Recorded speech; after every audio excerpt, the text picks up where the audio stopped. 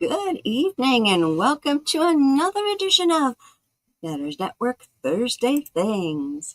I have a very special guest waiting in the green room. He was the guest that I was trying to get on last week, but there was a family emergency, so we had to reschedule for this week. But he'll be coming on in just a moment, and we could talk about him on his channel. But first, let me introduce to you that guy at the end of the bar, the love of my life, Troy Pacelli. How you doing tonight, sweetie? And what are you sipping on? I am feeling a year older. That's right. The love of my life just celebrated a birthday Wednesday. Yep. Yesterday. Yeah. And I'm drinking a Diet Dr. Pepper. Oh, yeah. I've switched up. I'm drinking a Signature Select seltzer water cherry flavor. So this is a Jewel brand. And I tried that. That's pretty good stuff. Yeah, he likes this one. He usually hates my seltzer waters. Tomorrow night, I will definitely be drinking something much, much stronger. You sure about that? Oh, yeah. Oh, yeah. And I think tomorrow I might have a Netter's Nectar. There you go. For those of you who don't know what that is, that would be pineapple juice and coconut rum. Yep. I want to make sure I said hi to all my sweeties in the chat. So let me start at the top and say hello to the sweeties. So first up was Lady Mist in at 1:17 p.m. She was here way early. Dropping her hearts and flowers. How you doing, sweetie? Thank you for being here. Let's see. Connie Cleary saying hello to the chat.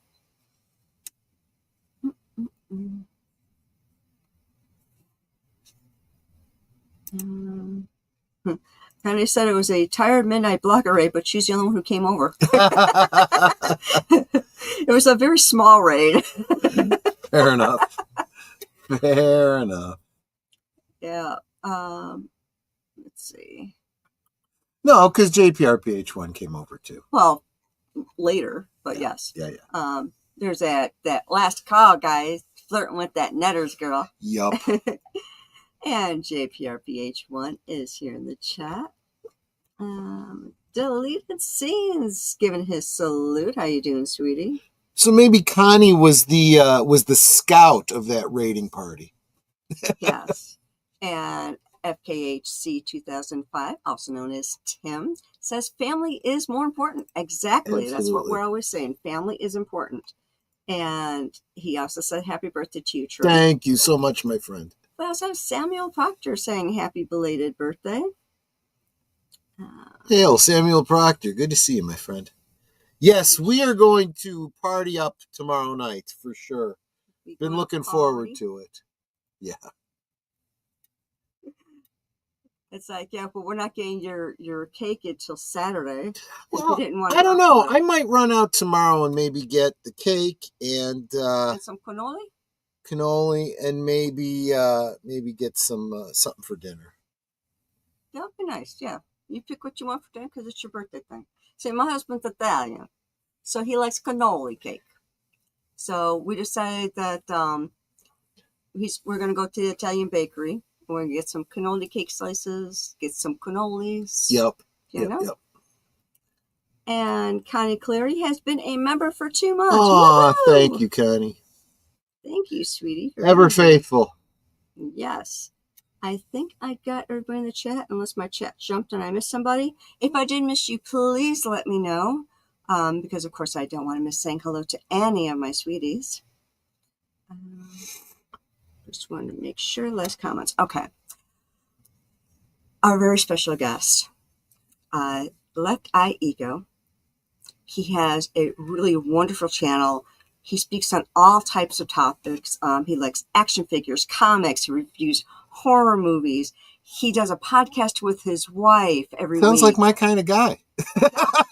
So without further ado, let me bring in LeftEye E.G.O. How you doing, sweetie? And what are you sipping on? Right. You know what? Me and Shira are doing dry January, so it is Dr. Pepper That's tonight. right. Well, I'm having the diet equivalent of that tonight, so that's fair. There you go. I like it. We only drink on Fridays. Mm-hmm. And Geek Flag with Nate says, happy birthday, Troy, and you're looking lovely, Netter. Yes. Aw, I'm glad you're feeling better. Thank you. Yes, I was under the weather. Monday, I started feeling kind of during the morning, and I ended up taking the afternoon off of work. And then I was off work on Tuesday because I still felt like ick. Went back to work yesterday, felt better, and I seem to be back to normal, except for every once in a while I get a cough. So thank you for everyone's well wishes. I really appreciate that. I've been really concerned because I started to feel a little bit of chest congestion this week, and I've been pounding the vitamins because I'm like, I got to get through Friday. I need to be able to party with my peeps. I need to have a singing voice because people have already put in requests for songs. I gotta not disappoint. Yes, and Troy wants me to sing a song. Nice. So it's if y'all know the song Cups, that's the one that he wants to sing. Yes. Exactly. Nice. He wants me to sing it, but he wants me to sing Cups. Absolutely. So yeah, but I just want to make sure I didn't miss anybody else in the chat. Okay. So LeftEye, I get because of your vision. Yeah. Yeah. Exactly. Now, E.G.O, it looks like it's initials. What does E.G.O stand for? I know. Well, our audience doesn't. Okay. It's the Extraordinarily Gifted One. Exactly. There you go. Yeah. I was talking to my buddy Exhibitor about it, and he came. I was like, what would E.G.O stand for? He's like, I don't know, Extraordinarily Gifted One. And I was like, you know what? I'm gonna take it, and it's been that way ever since. I like that. And it fits because let's face it, you got to have an ego to call yourself the Extraordinarily Gifted One, right? You do. The reason that they called me E.G.O before this, and the acronym wound up making sense. But what happened was we were at Garden State Comic Con in it had to been 2017, and there was this so we had to reenact a lightsaber battle with a stranger, and so me and this guy. We recreated a really great lightsaber battle. It's actually on my Instagram. It's way down in there, but it's there. Sure. And so my friend accepted to record it. So when it was my time to record it, I thought the picture button was the record button on his phone. So their lightsaber fight was better than mine, but because I hit the camera button, it just took a picture. So they're like, your ego wouldn't let us win. And so they called me E.G.O right after that. So that's funny. That's wonderful. That is absolutely brilliant. I also want to welcome Jesse Green. How you doing, Welcome, sweetie? Jesse. Good to see you, my friend.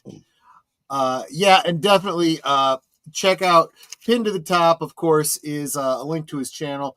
Go there, subscribe, and check out. He's got a great little icon that features that LeftEye feature. I love that. That's really kind of cool. It's really kind of cool. And as I mentioned in the intro, he talks about a whole bunch of different subjects. So action figures, comics, reviews horror films, and there's the podcast with your wife every week.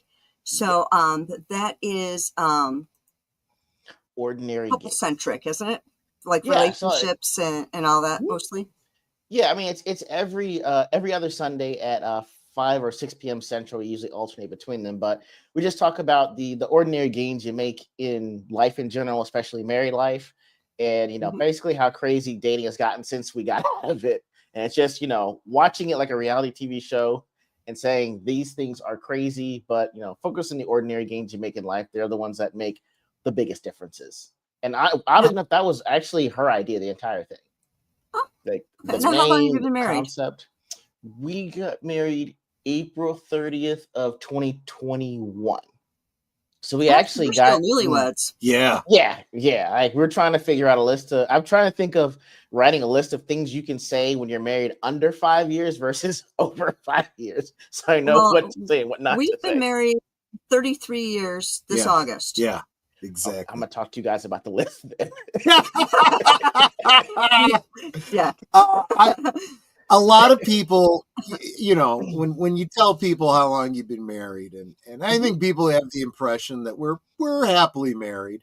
They ask for advice, and here's the thing: we can talk from our experience, sure, well enough, but every couple's different, Yes.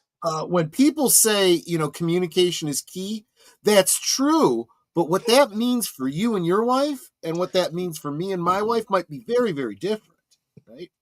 Agreed. And I want to say hello to Evelyn Hampton. How Oh, you doing, hello, Admiral? Evelyn. I hope you're feeling well. Hope you're feeling well enough to stop by the stream tomorrow night over on my channel.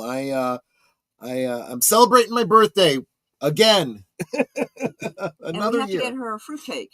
And I still have to get you that fruitcake. That's right. Absolutely. It's basted with brandy, so this thing Oh, can't The go longer bad. it takes me to get Yeah. it to you, the better it's going to be. There's no doubt about that. We had sent a fruitcake to Big Al. Those of you who know Big Al Presents. And this thing, I had boozed the snot out of it with brandy before mailing it because it had to go over several states and it was going to take a few days to get there. He said he opened it up and he just smelled the brandy. Yes, exactly. I said, if you get cold, you could throw that on the fire and it'll burn like a Duraflame log. Yeah, he said that as soon as he opened it, he took a fork to it and started just eating it. And this, because it's not so much as a fruit cake as it is a fruit bread. We Okay. use, It for is, those who want to ever make the recipe, we use Alton Brown's free range fruitcake recipe. It's all regular dried fruits, none of those weird red and green things you find at the store. So you got apricots and raisins, both the brown raisins and the golden raisins, ginger, cherries, dried blueberries. Nuts are optional. We usually put in walnuts. So it's all actual fruit, and this thing tastes so good, but it's also very dense. So a small piece will fill you up. It will definitely fill you up. Nice. But yeah, so anyone that wants to make it, and then after you make it, baste it with brandy. We use apple brandy, and it just smells good, and it makes it taste even better. And we just keep it in a Tupperware container, and if you're not going to eat it right away, or serve it to a group of people right away, just keep basting it with brandy every couple of days, and that thing will last you over a year. Yeah. Really? But Al says it won't last that long because he'll have it eaten in a month or two. Well, with me and Troy, because we don't go into the sweets as often as we used to. Yeah. Okay. That could last a year. We actually had one that lasted us a year. Yep. Wow. Yep. Okay. Yeah, if we just kept basting it every couple of days or so, and then it's like, you don't realize this is a fruitcake from last year. Which brings up another question then that I have. Since you are so newly married, you've only spent a couple of Christmases together. How were your holidays, and what is it like? Have you gotten into the routine now of, her traditions, your traditions, that kind of thing? So, I mean, I didn't know that she's really big on Thanksgiving. Like, that's her. Okay. Thanksgiving's her Christmas, but I love Christmas. So it was kind of a give and take the first year because my family came to see us on Thanksgiving. The first Thanksgiving that we had when we were married, her parents came through, and I think her aunts as well. So it was a big Thanksgiving, which means it kind of is like you're building up and then it just kind of shuts down for Christmas. So we decided that I think at this point, the only thing I liked was opening gifts on Christmas Eve. Like, she told me that was her tradition with her family. Oh, okay. And I was like, okay, I can do that. So the thing I wanted to do was, if we make sure that we make Thanksgiving really family centric, that, hey, if it's just Christmas with just you and I, let's go someplace. So, so I forget where we went the first year, but I know that the second year we went to the JBL ranch, like in northern Texas. So we were at this huge ranch. We brought our dogs. We had our own cabin. Like, went to an outdoor gun range, which was awesome. They had their own Christmas. They had a Christmas buffet that was there. We had like a whiskey tasting. Oh, wow. Nice. It was great. And this past year we were in Mexico City. So, we may not be traveling as extravagantly, but we said we want to go someplace and kind of experience Christmas in different places. So that's kind of what the tradition we're trying to do now is.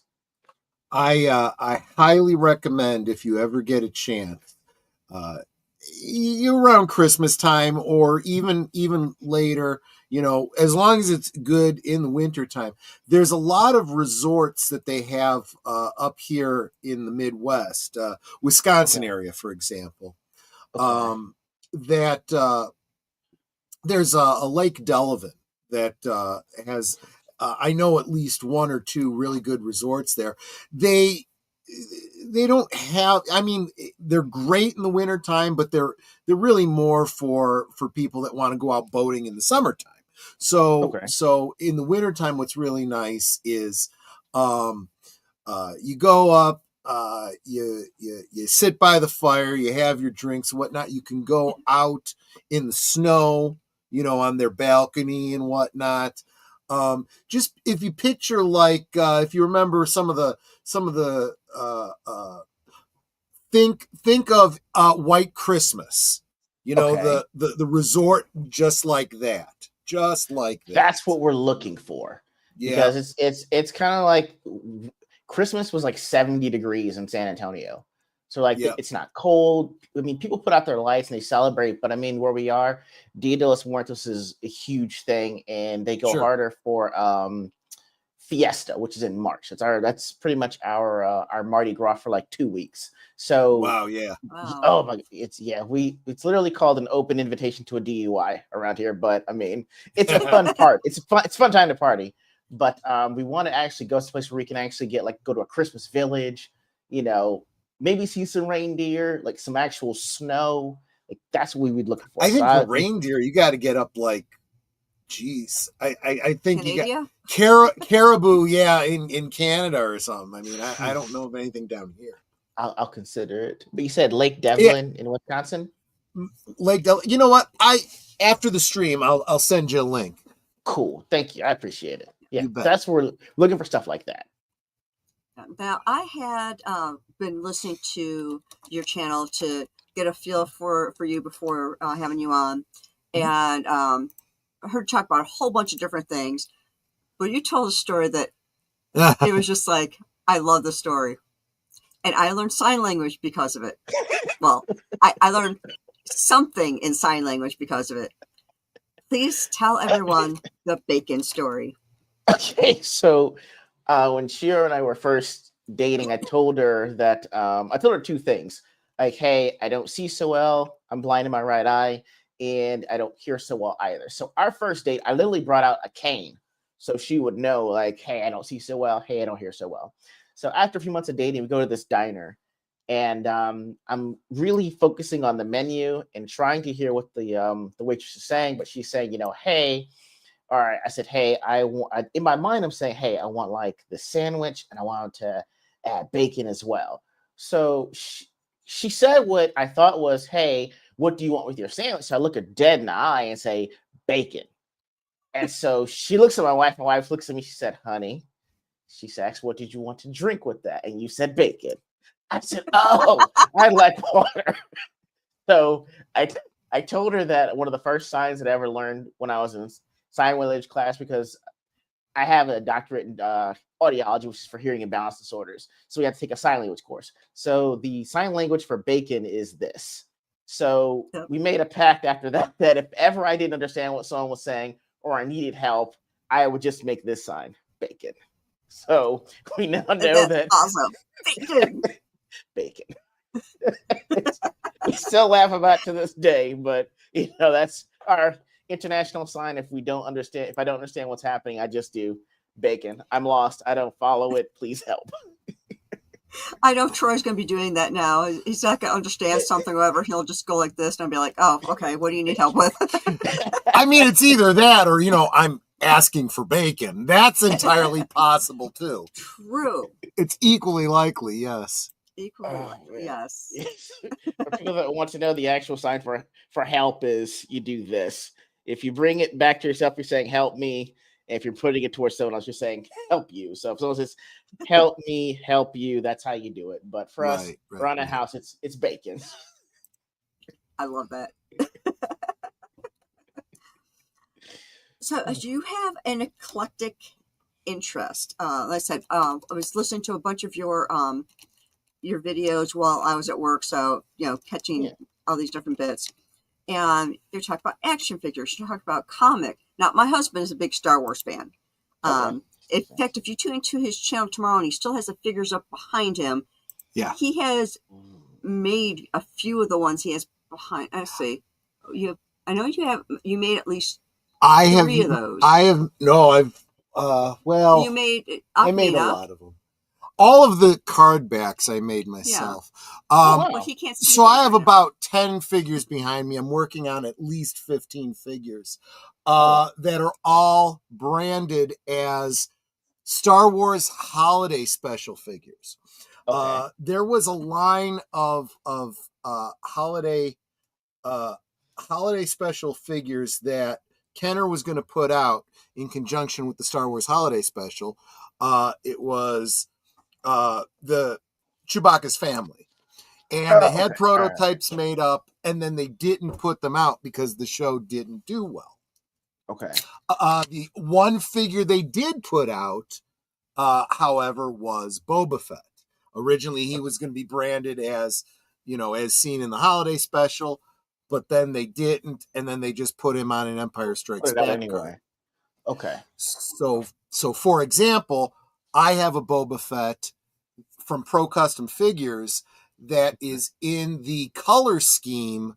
It's the exact same figure as the original 1970s, 1980 Boba Fett, but it's in the blue and yellow coloring of the holiday special, and it's got a firing missile. Ooh. What's up on the screen? Jason's Troy talks about the holiday special 0. Yes, exactly. Exactly. Dude, yes, if you want to, I'll have to add you to the toy group because I know that another guy, Jacob Ironside, he definitely has tons of Star Wars toys.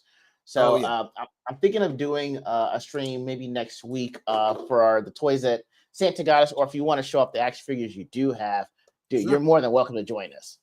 Sure. Absolutely. Yeah, let me know about Darkwood it. Presents.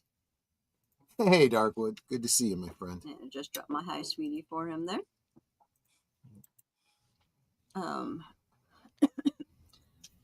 Gotta think of what else I had on here. So what type of action figures do you normally like? Do you collect them, or which ones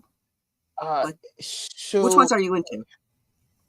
I love DC action figures a lot, just because it's I know a lot of the characters are pulled from Greek and Athenian myth.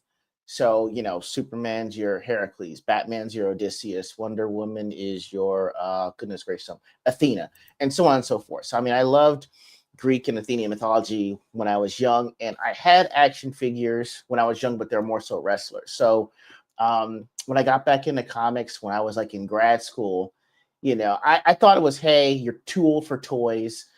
This is stupid. You shouldn't even be collecting them. You're an adult and you're going to be a functioning member of society. Then I find out that there's all sorts of toy cons with grown adults gushing over action figures that they can actually afford now that they're adults, or now that they remember watching a show with. So I know that my buddy took me to what was called ZoloCon in Philadelphia in 2017, 2018. And he showed me a box set of the Justice League. And before I knew it, it was in my hands. And that's how it starts. Yeah. So I was like, I love the Flash. I love Green Lantern. So honestly, the most action figures I have is probably I think I have 40 Green Lantern action figures. Just because they've got different emotions that you can have for a ring. So there's, there's willpower, which is green. There's blue, which is hope. There's orange, which is avarice or greed. And so you get yellow is fear, red is rage. Yes, dude, I've got Scarecrow as a Yellow Lantern, Batman as a Yellow Lantern. It's Lex Luthor as an Orange Lantern. It kept snowballing from there. Some of the other action figures I'm trying to get are the collection for the OG Power Rangers. So my buddy just got me the White Ranger, the action figures from the Spider-Man TV show from 94, 95. And what else am I looking at? The entire Flash family and all the Rogues. And I'm looking back, and the X-Men. And I've got the Avatar: The Last Airbender set too. So those are the main ones that I collect, just because I remember having a particular emotion to watching the show of it, because that was my first foray into the characters was the TV shows. You find you got a comic and you're reading the comic and you're like, oh, someone's releasing the action figure from that comic and you're like, I gotta have it. So, Shiro just sees boxes coming in and out of the house all the time. So I try to sneak what I can in, and she puts a limit on it, which is why we have to have our toy streams. So she has proof of life of what I bought from the last time we did a stream. Now, have you ever done the role-playing games? Like, for example, one of the ones that Troy had done early in our marriage was the Star Wars role-playing game. And I made a joke about my R2 unit being R2 are not.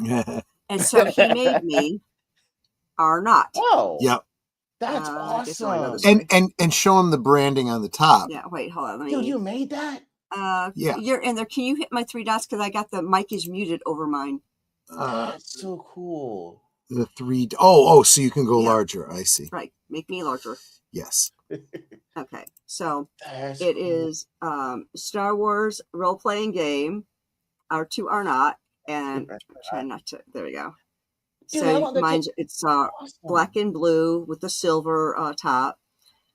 Because like I said, I just made a joke on R2 are not, like a little kid.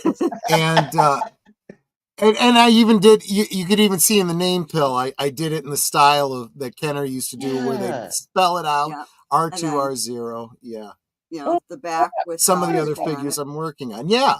That there's the C3PO and R2 from the holiday special and so forth. I didn't know you could even do that. Mm-hmm. Yep. You can make me not big anymore. Oh, okay. Sure. There you go. Yeah, it's like we share a mic, so I mute mine. So right where those little 3 dots are in StreamYard, so that I can make myself big or whatever, it's covered by the words "mic is muted."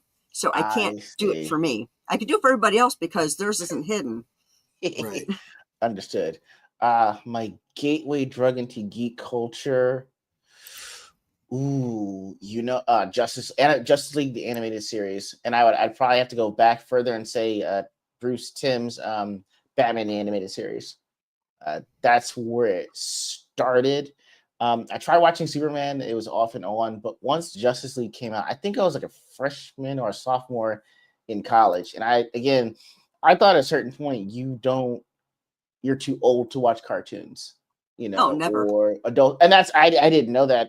I'm in school. It's like, well, hey, you're gonna be a doctor, so you put away all these supposedly childish things, and then someone's like, yo, dude, Superman is fighting Batman and Green Lantern's involved.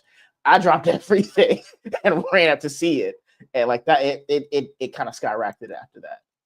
But yeah, it was Bruce Timm did it. It's like there's a buddy of ours who had us watching the Super Friends. Mm-hmm. He's our age, and he popped it in. We're watching all the Super Friends do their thing. This was years ago, although I have seen most of them. A family that we knew, their kids were watching VeggieTales. I don't know if you're familiar with them. Oh yes, very. And it's like they had them on when we were over once. I was like, oh, that's kind of cool. What is that? They're like, oh, it's called VeggieTales. It's basically, for those of you who don't know, it's vegetables to tell Bible stories. Mm-hmm. And there's like, always a moral to the story and all that. And the first one that I watched was Where's God When I'm Scared? And the songs in there are so awesome. Very catchy. So it's like I started, I borrowed a couple of them, watched them. It's like, okay, I need to get these.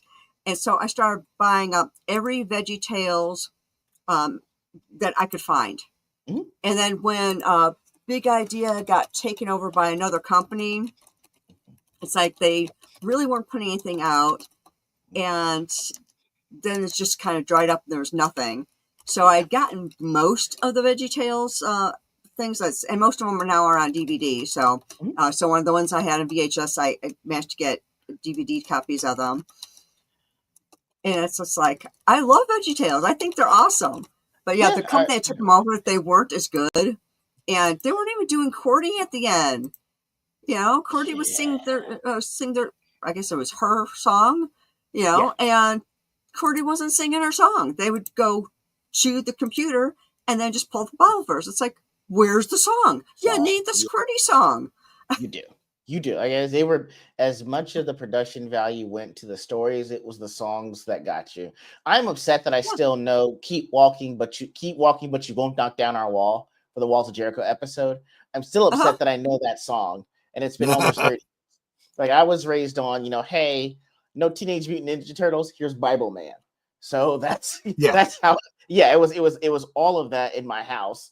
Like Power Rangers, no, the pig is demonic. Get that out of here. Here's Bible Man. So I definitely understand VeggieTales, Gerbert, McGee and Me, and in fairness, VeggieTales is a far more entertaining show, I think, than some of the other ones you mentioned. It really is. I'm not gonna lie. My hairbrush?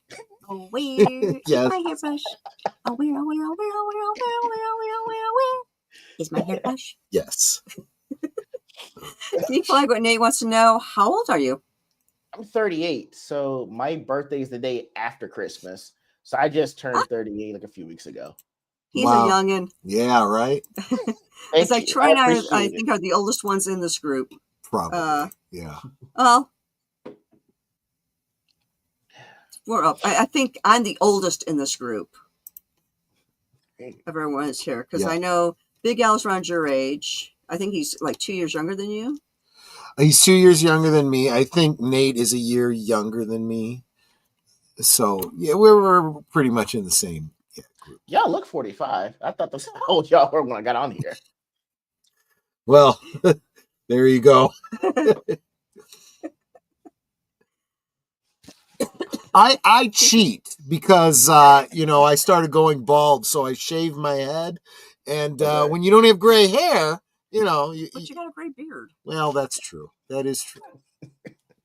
Of course, I could just run my mascara on through it and change the color. And just wash it out later. Exactly. It's not very permanent. So there you go. No, but he did have an issue. This was years ago. We haven't been married too long. I think maybe about 7-8 years or so, something like that. And he was playing Santa, and he had dark brown hair, and he had a beard. And he's like, "Well, I got to get this like white." And we tried like shoe polish, but really wasn't working. So we figured we dye it. Well, hair dye is not meant for faces. And when he put it on his beard, he got it to be that kind of yellow blonde. Yes. And it was burning the skin underneath. Yeah. He ended up with blisters. It's like, okay, we're never doing that again. Right. Whew.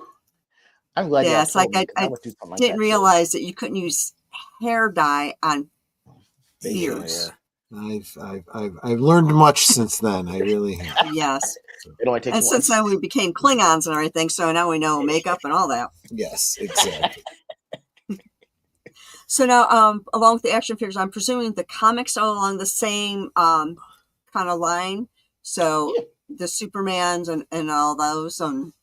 Well, that's how it started. I think the thing was, at first I was like, I wanted to get all these holy grails, like, hey, first John Stewart sighting, or first Spider-Man, and I found out very quickly, number one, I can't afford those. Number two, that it's worth a lot because of what it meant to someone that read it back then, and I had to figure out what story that works for me. And so you start just buying like, hey, what's a good storyman angle? What's a good Flash one? And so I would get the volumes and the trades, which are affordable for me. But I think over the last maybe 3 or 4 years, I started reading a lot more independent stories that are all over the place. I think my favorite so far being Chew, about a detective that he can, if he tastes like a fingernail from someone else, he sees how they died, or he solves crimes that way. And it involves a conspiracy with chicken being outlawed in the entire world, and the whole thing takes place in Philadelphia. Wow. It was 10 volumes. It was very great. I loved the writing. It was family centric, which I really liked. There is another one. I'm sorry. Give me 1 second. I'm just gonna hold on. And while he does that, I want to remind everyone in the chat that our guest's link to his channel is pinned to the top of the chat. If you wouldn't mind going over there, right-clicking, going over there, and dropping us up, that would be amazing. We're currently at 297 subscribers. 298, because I just refreshed. Can we get them over 300? What do you think, guys? It's like, I know you guys are Osmo, so. Bless y'all. But I think my favorite story that I ever really did read was this thing called Birthright. Oh. Yeah, it was 10 volumes. Where you can probably get like the compendium that's got all of them together. It was written by goodness gracious, Williamson, Bresson, and Lucas, and it's about this this family where it's a mom, dad, and 2 boys, and the youngest is with his dad playing ball, and the dad throws the ball a bit further. Son runs after it, doesn't come back. 6 years pass. The dad's divorced. The brother is growing up trying to figure out what happened to his brother, and one day, basically, Jason Momoa walks out of the woods and is like, "I'm your son that went missing 6 years ago." And so he's like, "I've come back to defeat this great evil that's come to the land." And it winds up being a whole thing about, family, trust, the bonds that tie, defeating evil. It takes a family, a village, the whole thing. It was 10 volumes, really quick reads, but it was a fantastic story, and it's by far my favorite. So I've got the wall of all the ones that I've really liked usually are over here. Volumes that are just a collector set are down here, but these are the ones that, like, I'm always gonna say, "Hey, you should read this. It was a really great story." So yeah, it's like the wall behind me. People are like, "Oh, those books." No, those are DVDs. Yeah. We own a lot of physical 1,000. media. It's smart. That's the big thing. That's Own smart. physical media. Well, no one can change it. And if you look upper left corner there, those the colored ones, Yes. There you go. All Doctor Who. Oh, yeah. Oh, All really? seasons of Doctor Who going back to the very first season. William Hartnell, who also had a birthday on Wednesday. Really? Interesting. Okay. They're just audio with stills. Yeah. Because those way back episodes in the day, have been lost. Yeah. Those episodes were lost because they used to just use the same tapes. Yep. And so they taped over a lot of stuff, but fans would record the audio. And so, like, if anyone has any of this stuff, they put out a call. Say, if anyone has any of this stuff, you're not in trouble for doing it. Yep. We want to borrow it so that we can recreate these episodes. That's so beautiful. We literally have every episode from William Hartnell up through, what's the last one you got? I got up through Peter Capaldi. Through Capaldi. And then I stopped when I saw the what is it? Left Turn. Yeah, kind of. Specifically, the episode, the child, the whatever it was, the one where they completely changed the canon. Yeah. It's like the something-less child. The whatever. Yeah. Someone will say it in the chat, like, but it doesn't really matter. Wait, what do you mean the doctor's not Gallifreyan? Yeah. Don't even get me started. That they're not even from Gallifrey. Wait, why? How are you erasing their entire history? No, we're done. Yeah. I mean, I've tried to get into Doctor Who. It's just I didn't understand how it was supposed to work, because I would try to be like, "Hey, they showed Doctor Who," and I'd be like, "But that's not the one you showed me. What happened to the other one?" And I was I don't know if it was like a 007 thing. I have no idea how. Well, see, and it's people have made that comparison. It's not the same, but the purpose is the same. So you suspend your disbelief with James Bond and all of those actors, with the exception of that last guy. They were all the same character. They were just being played by someone else. With Doctor Who, same thing, but his different appearance is recognized by the people in that world. So because of his alien nature, if he is near death, he goes through a regeneration that completely changes his appearance, but it also heals him and gives him a new lease on life, so to speak, which is their way around the fact that he looks different and that they're casting another actor. But then you can have a character return, see the doctor again and not recognize him. Oh, you went through that regeneration thing. I didn't even recognize you. That kind of thing. Okay. Like, my first doctor was Tom Baker.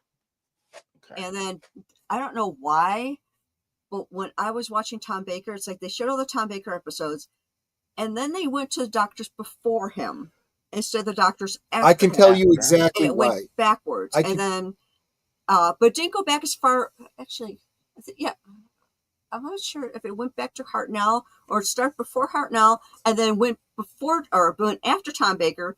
And then somewhere in there, they went back to Hartnell. It's like they didn't really show in a good order. yeah, here in the U.S. for the longest time, we only could see Doctor Who on PBS, and our Okay. local PBS in the Chicago area, WTTW, don't work for them, but just I'm proud of them.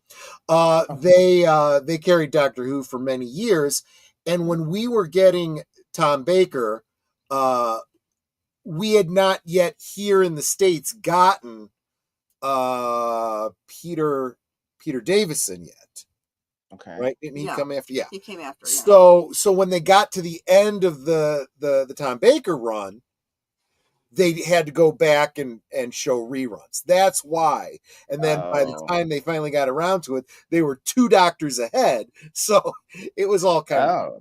It was all. Okay. And for Colin Baker, it's like his doctor was horrible. But then we met the guy at a convention, and I was all ready to just be hating on him. We had a conversation. He was a really nice guy, and he goes, I could have done so much better with that role, but they gave me crap scripts, and they gave me really crappy direction, and they wouldn't let me actually act. And so because of the scripts and everything, he came across as this pompous ass, and he's like, I'm not like that. I'm really not. And he was a really sweet guy. Yeah. Nate brings up something that we've kind of touched on Geeky Geezers and some of our other shows. That back in the day, and this is why, especially in the UK, they didn't bother keeping shows because there was an idea that you would show a show once, maybe twice, and then that was it. And it was Desilu Studios that came up with the idea of reruns of, this show is going to go on for, because, after having done, like the I Love Lucy and so forth for multiple years, he's like, there's no reason that during a hiatus we can't rerun not only the shows from previously this season, but from previous seasons. Yeah. And of course, as you probably know, that of course led to the actors going, well, wait a minute. If you're going to profit off of our work, we deserve residuals. And that's where syndication rights and residuals started to come from. And of course, every time there's a new medium, they have to fight that battle all over again, whether it's video or cable or streaming. They treat it differently every single time. And, I was trying to figure. Because I heard the new thing now is the body scanning for AI rights now. When they had I didn't know. I actually want to know how they got that settled or what they agreed to, because they're just saying that they bring you in, they do a face scan, they put you in as an extra in a movie that you're not really there anymore. The way they're handling it right now, and honestly, it is the way it should be. But I could really see people getting screwed over in the future over this. If you think about it from the point of view of your likeness, you should be able to own your likeness. You should be able to profit from your from your likeness, and you should be able to create whatever contract you wish, any agreement you want with whomever you want. You should be able to license out your likeness, and that's the way it's been. So, if, for example, well, let's go back to the 70s. When Marlon Brando played Jor-El, right? Okay. Yeah. They would have had to have paid him to reuse his likeness and footage for Superman 2. They didn't necessarily have to bring him back, but if they wanted to use that footage or his likeness again. They certainly would have had to pay him if he were to come back and read lines again. But he was Okay. just too darn expensive. So that's why instead they brought back, what's her name? York. The one that played Lara. I'm forgetting who played his mother. She took his place as the computer voice. Okay. But they had you know, archival footage that they could have used, but they would have had to have paid Marlon Brando for that, right? Okay. Now after he died, you know, that's when they did the Donner cut, where they did use some of that archival footage. And I honestly don't know if they paid out any. They must have had to pay something out to the estate, but it's a little bit easier. There's a little bit less, because usually the estate is like, yeah, anything we could, you know, license out a likeness to make money. You're kind of seeing that a lot. The Tolkien fans, the Lord of the Rings fans are seeing that a lot right now, as we're getting all this horrible deconstructionist, you know, Rings shows and whatnot. Well, it's because the grandkids don't care. They're like, yeah, just give me money. I don't care what you do with it. But yeah, so now you've had a lot of stars have been making this is not as new as people think it is. Let me put it to you that way. Because this idea of computer graphic imaging and so on and so forth, even before we had that technology, we still had the use of somebody's voice. We still had the obvious. There was a big lawsuit regarding Back to the Future 2 with Crispin Glover. Yeah, that wasn't CG. That was a different actor wearing like a prosthetic mask of him. Yeah. So yes. So it really is the same concept from a legal standpoint. If you're going to use someone's likeness, you have to pay them for it. And as long as, but you know, everybody, just like you, when you go to work and you're up for a promotion and you're like, look, I'm not taking this job with more responsibility unless I make this much money and I get these benefits. You got to negotiate. Well, the same thing is true when you're negotiating. You want my rights? Okay, well, then I got to get paid this, and it's for a limited time, and I get, you know, any reuse of that, you know, if there's any profits I make on that, what you make an action figure, I get to, you know, portion of that, right? But if you make a bad deal, if you sign a document and say, yeah, for $1 million you have my likeness in perpetuity, well, that's it. That's okay. I agree with that. I definitely agree with that. I didn't know if it was anything. I guess it is nothing really new when you think about it. I didn't know if they figured out a way around that, but no, everybody is coming up with different deals. So when you hear like James Earl Jones sold his rights to his voice to Lucasfilm, and he went into the studio and recorded. There is a whole what do you call it? A whole book of words and phrases you got to say into the computer so that the computer hears every single phoneme that you might make, so that it can then generate your voice from that.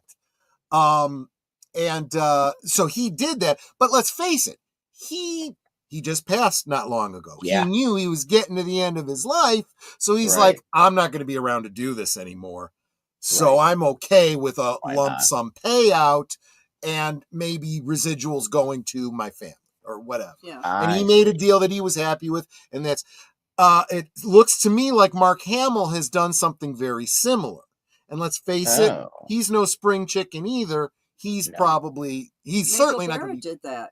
Who did? Majel Barrett, who did the voice. Well, she played a lot of roles in Star Trek, but she did the computer voice, and she had her voice recorded so that even to this day, they can still do the computer voice as Majel Barrett. You know, they do that in the Star Trek Online game, don't they? Mm-hmm. In Star Trek Online, if you have a Federation computer, it's still Mhm. Majel Barrett's voice. Yep. Wow. In fact, in Star Trek Online, we've lost a lot of Star Trek stars over the years, and a lot of them, their voices and their characters are preserved in that. Leonard Nimoy, what's his name? The kid that played Nog, the Oh, Ferengi. he died? Yes, he did. He had Really? he had like a kidney problem or something like that. He had health Wow. problems. Yeah, he was Okay. really young, and it was really tragic. Yeah. Okay. Rene Aubergenois, who played Odo, his voice and his character is still preserved in Star Trek Online. It's pretty cool. It's pretty Okay. cool. Wow. You Okay. can go and interact with Odo and hear his voice. That's pretty cool, you know. That is pretty cool. I did like Odo. But he also played Admiral West in Star Trek 6. Really? Yeah, I I'm gotta kind of go a checking that Trek out. guy. Okay. No, it's fine. I love Deep Space Nine, and Cisco is my favorite captain. So I mean, it makes sense. Cisco is, man, let me tell you something. Okay, so I am a little older than you. I went into Deep Space Nine hearing that the captain of the show was gonna be a man called Hawk, and I was all there for it because I was like, oh, this guy is great. And they brought him in, and at first I was like, I'm not so sure, because back when he was a man called Hawk, he had these dark glasses. He was like super cool, and I was like, I don't know. But How's it then gonna second work? season, he went bald, and I'm like, okay, Yeah. man called Hawk is back. Yes. That's. No, I mean, it worked for me just because I watched. My dad would try to get me to watch Captain Kirk, and I was just like, I couldn't get into it. I wound up watching more Lost in Space because of it, though. Yeah. Then it was Star Trek: The Next Generation. It's just it came on way too late for me to figure out what was happening. Like I'd be asleep halfway through the first problem that happened, and I'd never really figure it out. So when Deep Space Nine came out, it was like, well, I know that he can be a ladies' man like Kirk, but he's not. He's a leader like what you call it, Captain. Goodness gracious, Jean-Luc Picard. Yeah. Sure. But it's like, but Cisco has a son. He's dealing with having to be put on this base. A single dad. Yeah. Anybody who's ever been in the military knows what it's like to, have a family and you're, on a base, you know. Yeah. And it was like there was a whole the Cardassian beef. It was like, right. Hey, it's a waypoint. It's a waypoint station, but we don't know exactly where it goes. It goes to the Alpha Quadrant, I think was where it went at the first time. So he's got a lot of moving parts, and then he has to meet Captain Jean-Luc Picard, who massacred his wife. Yeah, as far as he's concerned, you're responsible for the death of my wife. Yeah, right. That like was the first episode is them having to interact. Yes, and this was like, okay, well, it happened. We got to move on. So I like the way that they had him be the growth, and there's the whole emissary prophecy in the background that plays there. So I like a lot of what they did, and I could actually understand it. And Worf didn't get beat up like he did in TNG all the time. Oh yeah, he got to be the tough guy when they brought him into Deep Space. He got to be actual security. Like he wore, exactly. He got to wear the vest, sugar bowl haircut, and gave him actual Oh yeah, hair where he looked Klingon. It's like, okay, now he looks like a Klingon. Before he looked kind of like a little. Well, the other thing about that was you go from the sugar bowl haircut to this long braid, and I'm like, dude, how fast does Klingon hair grow? The show's only been off for 6 months. No, it's like after my buddy Justin Nice reintroduced it for me, I was looking at where can I buy a bat lift. Like I was ready to go all in on that. Like they actually have there's literally a Klingon blood wine. Like that's a real thing. They actually have it. There've actually been a number of different vintners that have done it, and I have at least one bottle from each one. Yes. So I have to try it.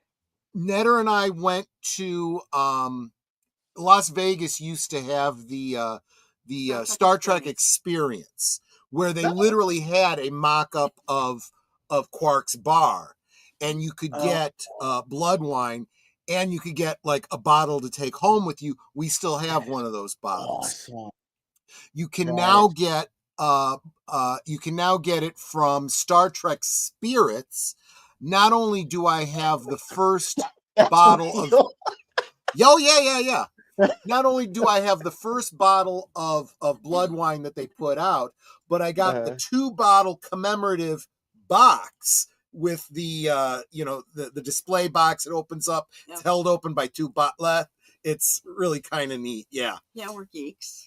Very much so. That is cool. No, I guess that on the wall. Dude, they even had a different company altogether had Klingon Warnog, which it's like a kind of ale. It's actually a dunkel. If you know what German beers are like. It came in a can. It was okay, but obviously I wanted to have it for the collector's, aspect of it. So I'm not going to be opening those anymore. I could very easily go buy a dunkel at the local liquor store. But yeah, Star Trek wines. And all those cool bottles you saw at Quark's, like the Cardassian Canar, they have that. They have Romulan Ale. Yep. Both. There are 2 different shades. One's bluish and one's kind of a greenish. That's because they didn't, because it's been shown both ways on film. So they put out one that's a gin and one that's a vodka. Okay. And I got them. And one of these days, I'm going to do a stream where I do a taste test of them. I thought you did that already. I haven't done it yet. No. Oh, okay. No. You're thinking awesome. of the American versus I remember you Russian showing vodka. The 2 bottles. I thought you did the taste. I did show them. I just haven't had them on stream. You had tasted each of them. I haven't even tasted them. These look amazing. I'm probably going to order these once January's over. See? Well, dude, if you order them now, you're not going to get them probably before February. So, Okay, that's fine. I have to almost do like an unboxing or uncasing of this. It looks awesome. Absolutely.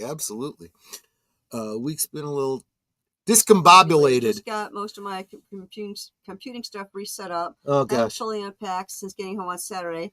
Just up to LeftEye. Good. Thank you. I appreciate that. Thank you. I don't know if anyone's been keeping track, but we are currently at 303 subs. There you go. Because you guys are so Osmo.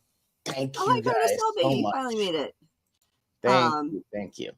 For anyone just wandering in, the link to our guest channel is pinned to the top of the chat. If you wouldn't mind doing a little right click and going over there and giving our wonderful guest here a sub. Remember, a sub doesn't cost you anything, but it means so much to the creator. Yes. So E.G.O, what is you have regular streams every week. What does that schedule look like? So I mean, it's so every Wednesday I'm with my buddy Joker's Voice, Bradley Dutel with 95, and Matt. It's called Wednesday Night is Over Books. We talk wrestling. Basically, what happened was they were on another stream. They were talking about WrestleMania, and I was like, I've seen WrestleMania, and that was all it took. They brought me in. And then now, every Wednesday, we talk wrestling. Let me warn you. Same thing can happen if you ever talking to people and they're talking about anime, and you I saw an anime once. Dude, you're in. That is it. Yeah, and you'll never get out again. I keep my mouth shut. I say something like, I'm like, hey, I saw Avatar: Last Airbender. That's as far as I go. Okay. Yeah. I can't. There's too many episodes. There's too many things happening, and the wife is like, the streaming that I have now is enough. But yeah. So right. every Wednesday we talk wrestling. I don't know if you guys know it, but Netflix actually paid WWE like $10 billion over the next 5 years to be on Netflix. Yep. So wrestling is now on Netflix for everyone that has it, and their live first show was on Monday. So yeah, a lot of Mr. people J was talking about that last week. Yeah. So every Wednesday we do that. And every other Sunday is with me and Shira. We do Ordinary Gains. This Sunday at about 5 or 6 p.m. Central, we're going to talk about surviving dry January and why Shira almost got me drowned in Mexico City. So, I mean, that's going on. That is a heck of a teaser. Gonna have to tune in for that one, guys. Let me tell you. Well, all righty then. Anything else going on the rest of the week? No, I'm gonna try to work on getting out some more content. I know the last two videos that I did were more so things that I thought about and kind of wanted to see how the reaction would go. So the last video that I put was 5 reasons Ryan Gosling should be the next Black Panther. You gotta watch. There's a reason behind it. Wait, really? I Yeah. watched that. Yes. It's yes. like, yeah, 'cause I Yes. pretty much just did kind of like a play all thing. So Okay, I'm gonna have to check this out because You I'm gotta check trying it to out. figure It that was- one out. Yes, Yeah. I made it make sense, but it was based on the casting for How to Train Your Dragon.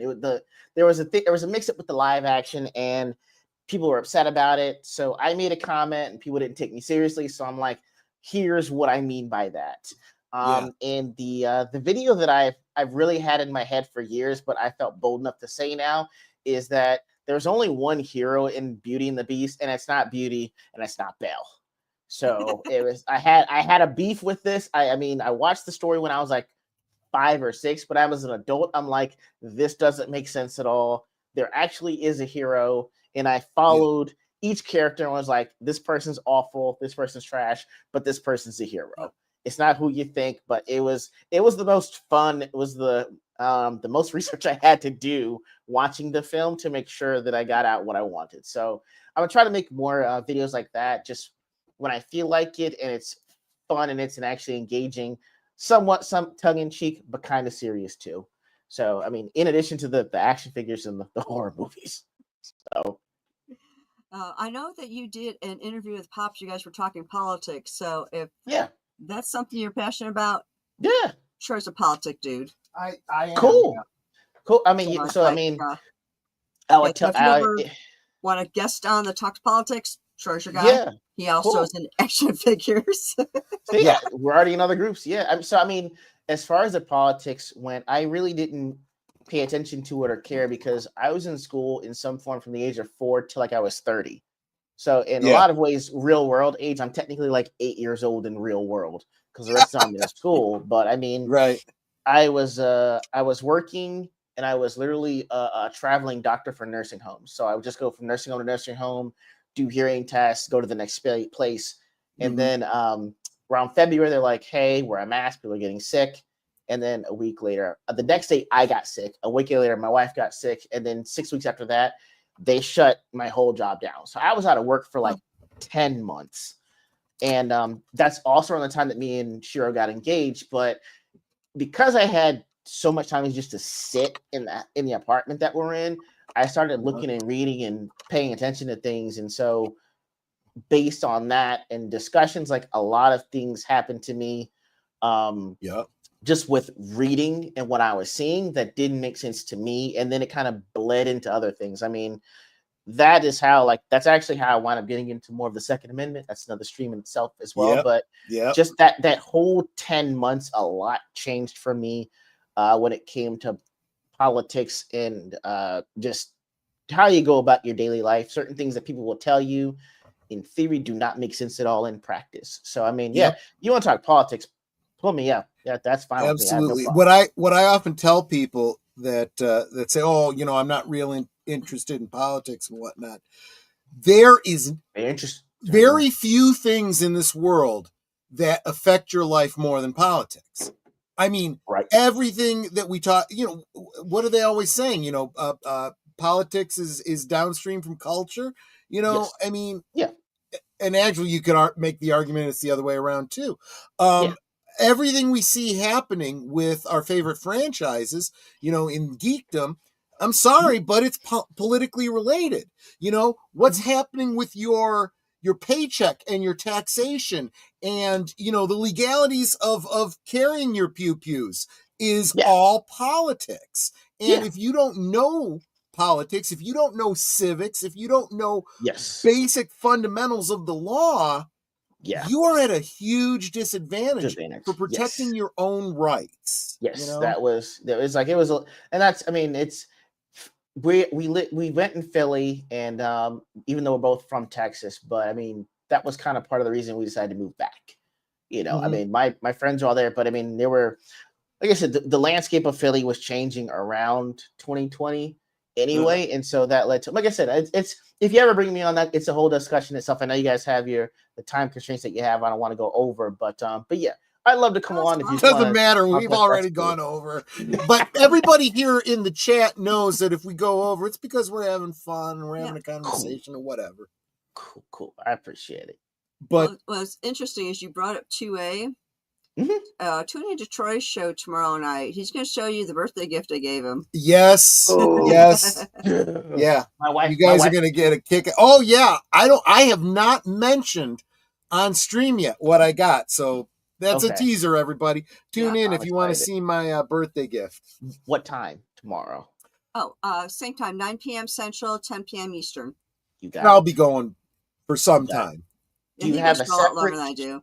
You don't have a separate channel, on the same channel. I do have a separate channel. Yeah. Mm-hmm. All right. He's Last Call with Troy Pacelli. Got it. I will be adding. Actually, it's linked in the description. And if you below. just look at his name under his picture, that's him. Yep. Last Call with the W / Troy Pacelli. Or just look up Troy Pacelli and it's that picture. That's him. It's a rare enough name. I don't think there's any other Troy Pacelli. It's the first thing that came up. I'm already subbed. Yeah, I want to see this. There you go. Like my wife, my wife hooked me up to for Christmas and my birthday. I told her, honey, look, I'm gonna run around like Tom Clancy for the next 6 months. I just need to let you know, like that's what's happening. Like Can I assume that if you are a 2A proponent and you live in Texas, you know who Brandon Herrera is? Oh yeah, donut operator. Dude's awesome. Okay. Yeah, it goes hand in hand. We're like praying and lighting candles that when Trump gets into office, he appoints Brandon Herrera as head of the ATF. I don't think it's going to happen, but damn, it would be awesome. Worth a try. It is. It's worth it. The other guy resigned. I'm like, if you're not going to disband it, put someone that's going to at least be like, hey, put more resources towards this. It's going to start reining it in. Absolutely. No doubt about it. It's like I keep saying, why do we have these laws that they keep trying to pass and we have to overturn going up to SCOTUS? Yeah. I mean, shall not be infringed should be easy enough for anybody to understand. Well, I mean, the terrifying thing for me was like, again, like once COVID was happening, like I'd read, the amendments, Bill of Rights, and you're reading, hey, the second protects the first. That's the main thing. But you're learning about like, hey, this is based off of England. I think in like the 10th or 11th century, you had to have your sword. If you're a child like above 10, you have to have it because at any time you need to stay ready in case we get invaded. So America took that here for the Second Amendment. That's our basis for it.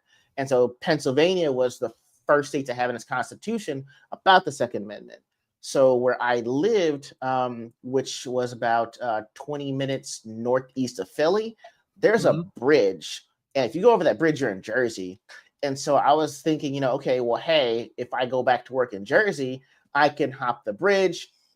Like it's 8 miles. It's not a problem. And then I started looking up all the offenses I'd be doing just by going 8 miles east. Yeah. And I said, there's no way that I can live here because if I'm over here, I can have whatever capacity I want. Doesn't matter. You should have hollow points for the reasons that they tell you for. But if I go over the bridge, I'm going to face 10 years per hollow point. Yeah. And you're thinking it's terrifying. And did you see that just this week they introduced a really good looking bill for national reciprocity? Yes. Okay. I the only thing I'm trying to figure out is if it would invalidate states' rights on that. That's the only thing I'd have to figure out, or I would see how they would contend with that. I do, but the only thing that was terrifying for me was our original 5-year plan was to move to Texas in like 2026. So what happened was 2 weeks after we got married, my wife said, you should at least see what the job market looks like in San Antonio. So I put my resume out and I got a call the next day. And in 2 weeks, they offered me a job. And they're like, we'll pay you to move and we'll pay you like $20,000 extra with the state with no income tax. So a 5-year plan turned into like 3 months. So the only problem is like we had to pack everything we had. We had to drive cross country, which was great, which was okay for when we're in Pennsylvania, we hit Ohio. Indy was okay. But the minute we hit Illinois, I freaked out. I Yep. said, hey, we need to stop for the night. I need to put everything in a lock. I have to lock it, which is awful because if something happens, like, hey, Mr. Robber, let me unlock my lock and dispense justice. Yeah, exactly. I said, honey, do not stop. We have to drive straight through until we hit like Missouri or Oklahoma. Yeah. And so for me, it's like my ability to protect myself shouldn't end at your state line. Exactly. Artificial lines on a map should not change your rights as an American citizen. Right. Which is why I'm still confused of how they're going to make a reciprocity thing work if it overwrites a state's right. I understand, like, hey, if that's what your state agreed to, I get it. It's just I don't know how you override it. Illinois is one of the few states that still requires FOID cards. Yeah. Yes, I heard about that. Our FOID cards. And so, in that specific regard, that's the other thing. If you have a FOID card in Illinois, this reciprocity would say that's good in any state. If you are from a state that doesn't have a FOID card, then you don't need it.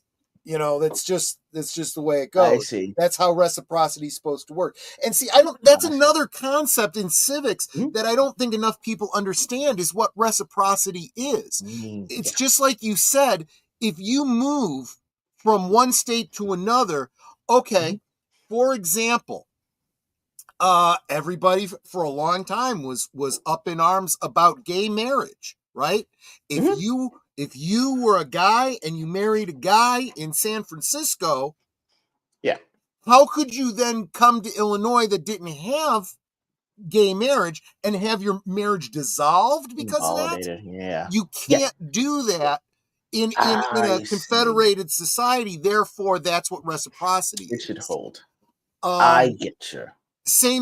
And see, it was interesting because a lot of people, that were having these arguments, I was saying, look at your history.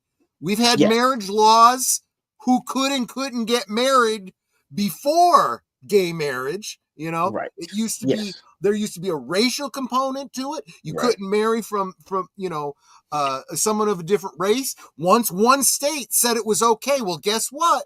It's okay for them. You gotta have reciprocity for it. That's fair.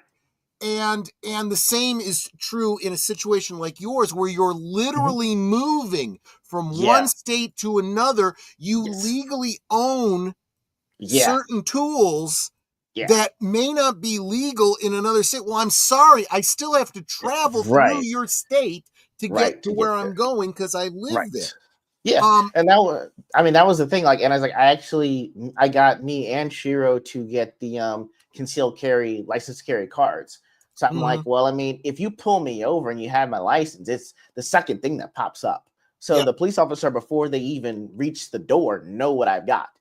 Right. So I mean, like if I went the extra mile to show you that I'm responsible to have this, I mean, I understand about it's not a lot to have to actually do all that, but you shouldn't have to. But if I went the extra mile to get the card to say, hey, I legally have done what was required by the state to lawfully carry this, then I don't see what the problem should be.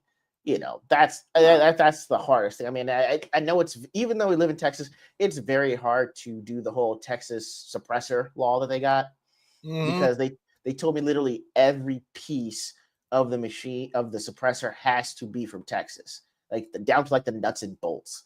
And because they'll get it pre-assembled from somewhere else, it kind of invalidates it. So I get it, but I still understand, like it's a funnel. It protects hearing. I especially exactly. For me, like, and this has been the argument about it all along. Why are you outlawing something that is literally a safety measure? It was the same thing with the pistol brace. They said that turns it into a rifle. No, it doesn't. No, it doesn't. It absolutely does not. And even if it did, it doesn't change the caliber of the bullet. It doesn't change its lethality in any way. Right. The only thing it does is it enables somebody who has a shaky hand, who's infirmed, who has an injury, to be safe and shoot what he's aiming at, unless you want people to be less safe. I actually was a part of like the 97,000 commenters when they opened up comments for the ATF on that one. Yeah, like I was one of the first. I was like, I saw it, and I was like, yeah, I gotta jump on this because I was like, this doesn't make any sense. And the thing is, I knew that they were gonna run afoul of veterans anyway. Once it went out, it was just how are you going to try to enforce it? Because they were like, if it's 15 million people have it, it's common use, and if something's common use, you're wasting resources running from house The to Bruin house. case was a godsend. It really was. Yeah, I was like, hey, I tell everyone every time, I was like, hey, look, I'm the worst person you guys would want to have this happen to. Like, I will check off boxes for everybody. Like, I'll be on CNN and Fox News the same day. Like, you really, it's like you really raided the house of a minority doctor with hearing loss and a blind eye. How could you? Like, it's just like I hadn't thought about it. That's true. I'm just like, but it doesn't count that it goes for counting that I'm actually looking into the things and seeing what's traceable and what's not. I mean, it's scary to know that at least to some extent there is like a soft registry of things that you're buying because they either through credit card codes or transactions are trying to track what you have. But it's like you tracking is more of a reason to me to get more. If you're going to track this thing this heavily, that's why people will go to outside means to actually get it. So, it was amazing how just doing the information about the Second Amendment, let's just wind up looking into civics and politics in general. I mean, when the pandemic hit, we were okay until my wife saw those people freaking out over toilet paper. Yep. Because that was happening at our I think it was at Costco or something like that. And so I think that I didn't know she felt that way until in the middle of the night she started crying and she said, we live in an apartment complex and we don't know our neighbors. If someone comes in here, what's going to stop them? Right. And I didn't want her to feel unsafe. So at this time, they actually shut down every gun store in Philadelphia. We had to drive 2 hours west to Harrisburg to purchase a firearm. And I didn't know anything about it. So I was like, hey, which one should I get? So we went through the whole process and just, I will say for anyone that's trying to use firearms, the first time you go into a gun range, you are going to jump because you're hearing a loud sound. But once I'm in a safe environment where this is supposed to happen, you ease up a little bit. I mean, so I tell everyone that wants to learn, let me know. We go at your own pace. If you're uncomfortable with it, we don't have to go that far. But if nothing else, you should learn why it is important and the role it's played in our history. If nothing else, if you say you don't like guns, well, that's fine. It's just understand why someone else might prefer one over not having one at all. There was a regular contributor in the chat who I think might be here, is a good friend of mine who I don't think I'm speaking out of turn. I think he would agree with everything I'm saying.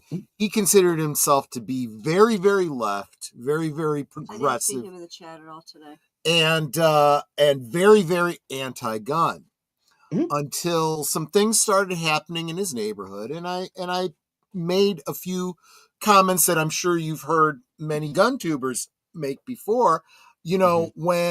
When seconds count, the cops are minutes away. And honestly, the cops are under no obligation to protect you. They are showing up to take a report after the fact. So if you are concerned about your life and liberties, you might want to have a firearm to defend yourself, because it's always better to be judged by 12 than carried by 6. Yeah. He didn't agree until there was a break-in in a house down the street from him. And he called the police, and the police took so long to get there. He said there's no way that he realized. So he went and got his first gun. Okay. And of course I said, look, if you're going to get a gun, you have to go to the range. You have to practice. Otherwise it's useless to you. Well, now he's got a ton of guns of different calibers. He goes all the time, and he's like, I love this. This is so wonderful. I mean, I guess the things that I was figuring out too were the friendliest place you can ever visit is a gun range. I didn't understand that. I didn't get it, but it's like, well, we're all polite here because we know what the alternative is if we are not. Yes. And it's, they would try to make it a race thing, like, hey, they don't like seeing black people there. They're gonna look at you some kind of way. Like, not at all. Like, they are super friendly. You'll see, especially. I mean, it's different now because we live in like a military town in San Antonio. But I mean, Sure. even in Philly, like, it's very welcoming once you get there. They're like, hey, welcome. That's the first thing. What they'll ask, like, what's your comfort level? What do you know about guns? Like, the main thing for me was like, I got almost 90% of what I learned from YouTube, strangely enough. But I mean, it's like, well, hey, you still got to see how it works in practice. So it was very fun learning it, and I don't mind teaching it to others. I know that I don't know if you guys know Abomination AJ, but he's another YouTuber as well. I know that I got him into that, and just like, hey, if nothing else, learn how they work. Let's go out to the range, see how it works. Like, we actually did a concealed carry class together in San Antonio like a few years ago. So it's interesting and fun to get into. It's just you wind up being more situationally aware of things. And this coming from me, I was doing martial arts before all this, but from the main thing is I had an acronym which was GDM, which was guns, dogs, and martial arts, because that's what happened with the Night Stalker. Like, in succession, everyone was like, I need to learn self-defense, I need a dog, and I need a gun. So I mean, for me, my dogs are fantastic because they hear the doorbell or they hear someone coming in before I do. Yeah. And they might see someone far off in the distance and start barking before I can register what's happening. So I've got a deterrent at great lengths. You come close, it's bang, bang, bang time. And if you're too close for comfort, that's where self-defense is going to have to come in. So, if you got 2 or 3, that's fine. But, have something, because a lot of people are nice, but not everyone's nice. Yeah. So now, what kind of dogs do you have? Oh, yeah. Ooh, I've got one's a foxhound mix and the other's a terrier mix. Molly and Wally. Molly, so this is what happened. Okay, Molly happened because I had never had pets before. We weren't really allowed to have dogs. So goldfish maybe. So when Shira and I got together, she had a dog that was 13 years old named Betty. Betty was okay, but she was very jealous of me. So when we were dating, Betty would pee on my clothes. Like, it was that kind of, it was that. Yeah. So maybe 6 months into us, maybe 6 months into us of dating, like, her dog died. And she said she was okay, but she was not the same person. So I said, let's get us a dog. So I said, hey, can we get a dog that's like 4? I don't want a puppy. So we went to a puppy adoption, and I didn't know this. I thought it was a dog adoption. So I parked the car at the PetSmart while she went in. By the time I got there, she was already holding Molly. And it was close to Thanksgiving, and now I look like a jerk because I can't say, no, you can't have the puppy you're holding. Yeah. So we had Molly, and we moved down to San Antonio, and then she was hearing this dog that was like running around without a leash, like just pattering around without a leash. She said, hey, have you seen that dog? I said, no, I'm not looking for a dog. I don't see a dog. As far as I'm concerned, I'm blind to this other dog. So the next day, she found the dog, and she was trying to get it chipped to see where it was from. And so she found out that it's from these owners that the dog ran off 30 minutes into being housed with these people and had been on his own for 4 days. And so I was like, find the people that had them originally, send them back. So while she's doing this, we wind up meeting the people that previously housed him. They're like, he's a great dog, but we've got like 12 German Shepherds. We're former military from Alaska. He can't keep up with the 8 to 12 mile runs we do, but he knows German commands, and he's very friendly. He lays next to you, and he's protector of the family. I'm trying so hard to get rid of this dog. And then so I'm like, so really? So you just found a dog that knows German commands from people that are former military that can't keep up with German Shepherds, that's friendly. Really? You didn't set this up? Okay. The last straw was the fact that she knows my favorite character is Wally West, the Flash. So then she was like, well, if we name him Wally, how would that be? I was so upset. But before I could think about it, I was looking up leashes that had the Flash collar. And now we have Wally. That's awesome. That is awesome. I tell my wife, like, the most dangerous thing she could ever say to me is, "I've been thinking." 'Cause Oh gosh, yeah, right. I've been thinking is how he moved here, got Wally. Like, I was like, even when she says it, I just almost have to give up. Like, I call my wife 50 tabs because she's like having 50 tabs open on a computer. And at any one time, she could open up a tab. And I was like, honey, I've only got two. One is what I'm thinking at the moment. The other's a blank for whatever you're about to say. I said, yeah, exactly. Your most dangerous tab is that I've been thinking tab. Because like it's just the circles running, and the minute you hit F5 and refresh, I'm cooked. So, Yep. things I've learned being married. Exactly right. No, I hear you for sure. Well, I would definitely love to have you back on again, and if your wife can join, that'd be great too. Awesome. And probably like in a couple more months, so like wait a few months and have you back on. And if you can stop by the chat tomorrow, hang out with us, see if you like my show. Maybe you come on, for a visit some Friday Bro, night. you had me at your Christmas presents. I'm waiting with bated breath to see what you got. Yeah, there you go. Birthday present. It's birthday present, right? Birthday present. I'm sorry, birthday present. Yeah. Now you mentioned that you subbed to my husband. Did you sub to me? Yeah, I subbed to you like 2 weeks ago. Yeah. Yeah, I subbed to you weeks ago. This first. I'm sure. Exactly. Oh yeah, it's like every time you see me kind of looking like past, my husband is literally 4 feet in front of me. Yeah. Okay. So I'm looking over my laptop right at him. Yeah, exactly. I got you. Okay, so you've already told us what you've got upcoming. Why don't we go through the week? So, excuse me. Today is Thursday. If you stay, actually, I didn't do the redirect because Deleted Scenes didn't have his. So deleted scenes. If you're here and you have a stream coming up, drop the link for us. Do you have your weekend update? I can probably go in there.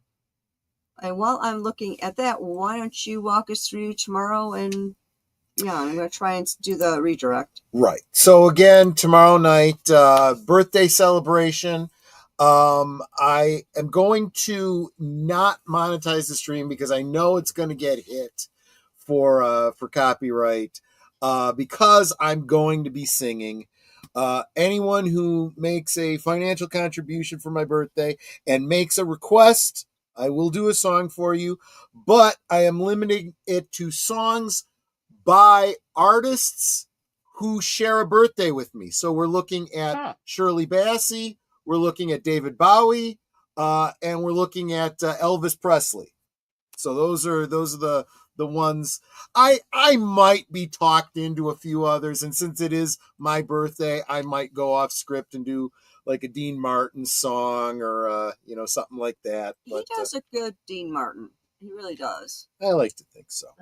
But yeah. So that is tomorrow night at 9 Central, 10 Eastern, and I have no idea how late we'll go. It could be a late one, so we'll see. But I need to sleep late and sober up because then on Saturday, 9 Central, 10 Eastern on Big Al's channel. What is the movie? Legend. Oh, Legend, of course. David Bowie's birthday this week. He'll be streaming the film Legend with. No, not Legend. I thought it was Legend. Labyrinth. Labyrinth is the one with David Bowie. Okay, no, it was an L. Labyrinth with David Bowie on Saturday. And the way these rewatches go, in case you didn't know, E.G.O, we host the film on Cosme so that people can watch along with us. But you got to be here live because we started at a certain time. Or watch on the rewind. But if you watch it on the rewind, you're going to need your own disc to watch the movie because Okay. So that's the way it goes. And then yes, Labyrinth, exactly. And I then knew it was an L. Yeah. Well, he's 30 seconds behind us, so I've already said it, and he's typing it in. So Sunday, Sunday is all the things you're going to find out about on Deleted Scenes channel, because he's got a number of streams that he does on Sunday.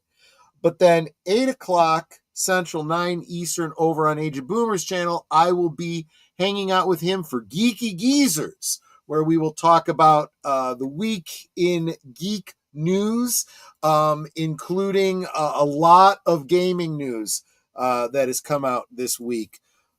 But since I'm not a big gamer, I can't give you any sneak peeks. That's all Age of Boomers. Okay, area. I just figured out why I couldn't find Weekend Update. He's calling it Coming Attractions, and I couldn't. Oh, So I couldn't figure out. I'm like, why am I not finding the well, why don't I'm still going? So why don't you go ahead and do the redirect? Monday night at the movies will. I'm anticipating that it coming back, although I have not decided yet what movie it'll be. Who knows? Maybe it'll be David Bowie, Elvis Presley double feature. We'll see. That'll be Monday night at 8 Central, 9 Eastern on my channel. And if you stay right here after this stream has ended, you will be automatically redirected to Deleted Scenes channel for his I was looking at something Lady Mischief put in about unscripted. It's not unscripted. It's Coming Attractions. Yes, she's getting ahead to Sunday and whatnot. So Tuesday night, 7:30 on Deleted Scenes channel, the return of Live from Sparkwood and 21.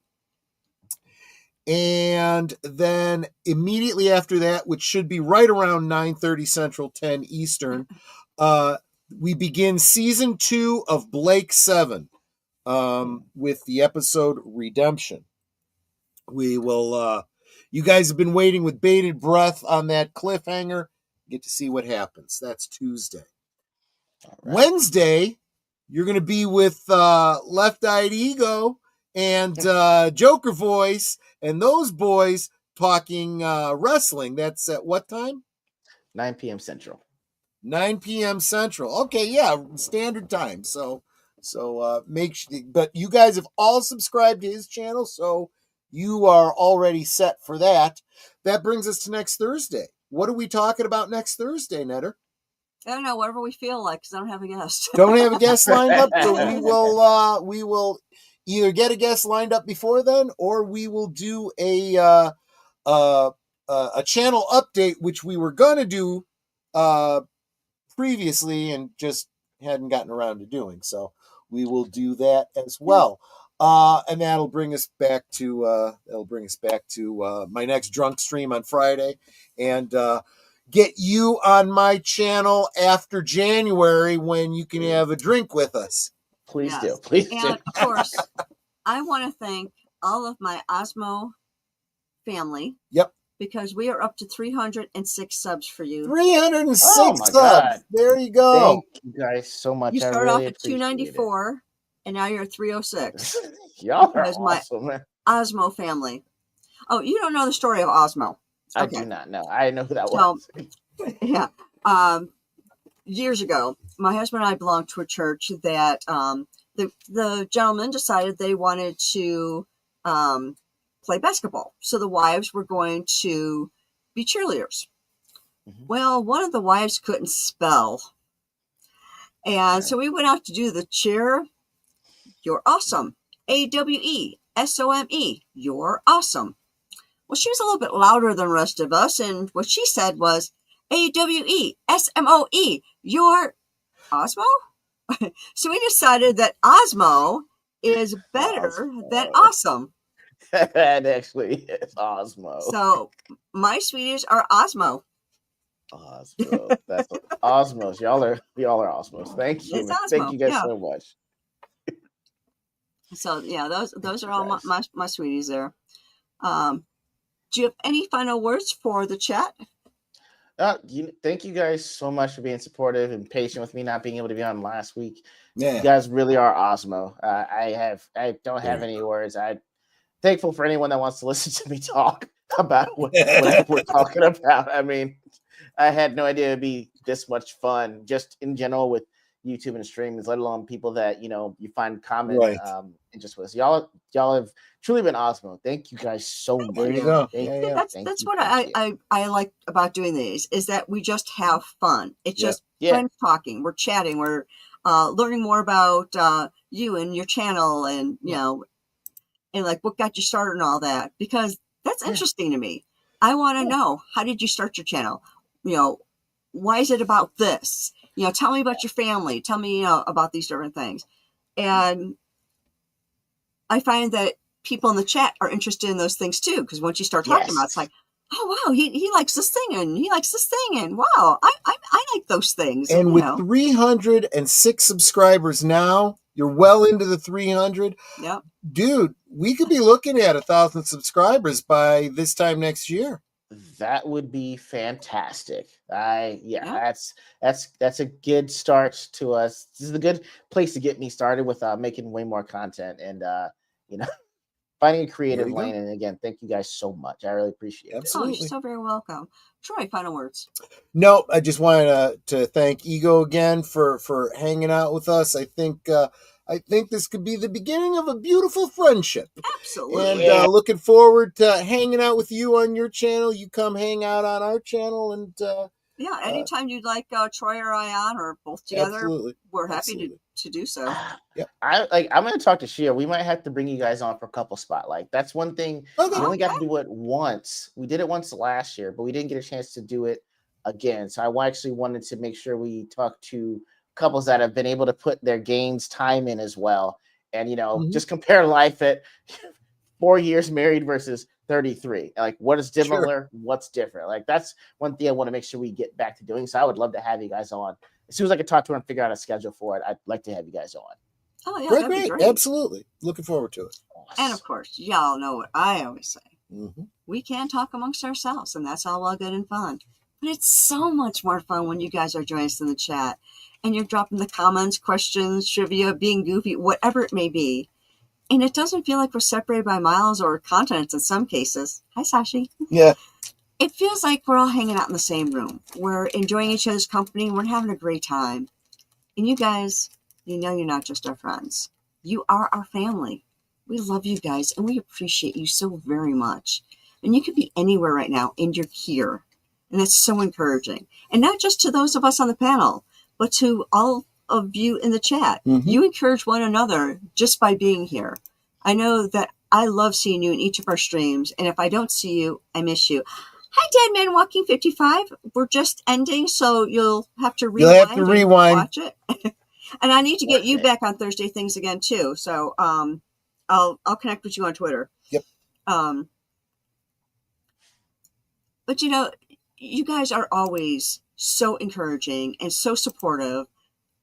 I mean, just tonight you gave our guest 12, 13 subs, something like that. I mean, that is amazing. Thank you. And of course, there was the super chat that I got from Geek Flag. You guys are always supporting our channels. You give us the thumbs up. You give us the comments. You share out our streams. Like I said, the super chats, super stickers, memberships. All of that is so much appreciated. Yeah. Okay, that was bad English, but you know what I meant. It's so very appreciated. But it's like, we do this because we want to entertain you. We don't do this for ourselves. We do this for you. And we want you to keep coming back. So hopefully you do find us entertaining. I mean, you've been coming back so far, so we must be entertaining. But thank you guys so much for being here. Thank you for all that you do. And thank you again to our guests for being here tonight. And until next time, good night and God bless.